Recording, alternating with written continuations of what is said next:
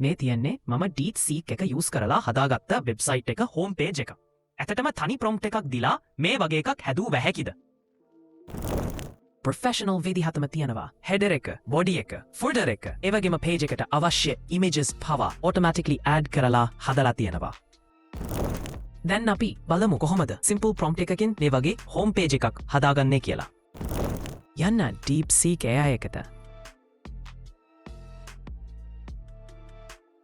මෙතනට අපි prompt එක දෙන්න ඕනේ. නමුත් මම මෙතන type කරන්න යන්නේ නැහැ. මම කලින් හදාගත්ත prompt එක තියේක මෙතනට paste කරන්නම්. මේ prompt එක මම WhatsApp channel එකේ දාලා තියන්නම් අවශ්‍ය අය එතනින් ඒක අරගන්න. prompt එකක් කොහොමද දෙන්න ඕනේ කියලා idea එකක් ගන්න. සහ මේකෙදී ඔයාට අවශ්‍ය website එක ඒ කියන්නේ ඔයාගේ category එකට අදාළව prompt එක හදාගන්න. මොකද example එකක් ගත්තොත් food recipe site එකකට අදාළව තමයි මම මේ prompt එක හදලා තියන්නේ.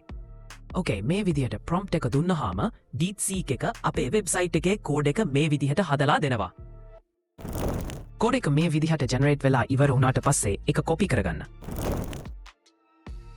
ඊට පස්සේ මේ විදිහට text document එකක් හදාගෙන එකේ ext මේ විදිහට html විදිහට වෙනස් කරගන්න.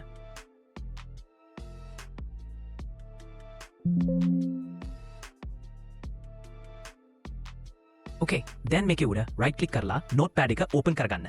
ඊට පස්සේ අපි copy කරගත්ත code එක ගෙන මෙතනින් paste කරලා save කරගන්න මේ විදිහට. හදාගත්ත page එක open කරගන්න. බලන්න විනාඩි 5කත් අඩු කාලෙකින් අපි professional look එකක් තියෙන home page එකක් හදාගත්තා. ඒක simple prompt එකක් දීලා. මේ වගේම ඔයාට පුළුවන් මේකට තව pages විදිහටම හදාගෙන වෙන වෙනම full website එකක්ම හදාගන්න. මේ වගේම website එකක් හදලා ඒක හැමතෙම පෙන විදිහට GitHub එක හරහා hosting කරගන්න විදිහ තව වීඩියෝ එකකින් ගෙන්නම්. මේ වගේ videos බලන්න අපිව subscribe කරලා like කරලා තියාගන්න.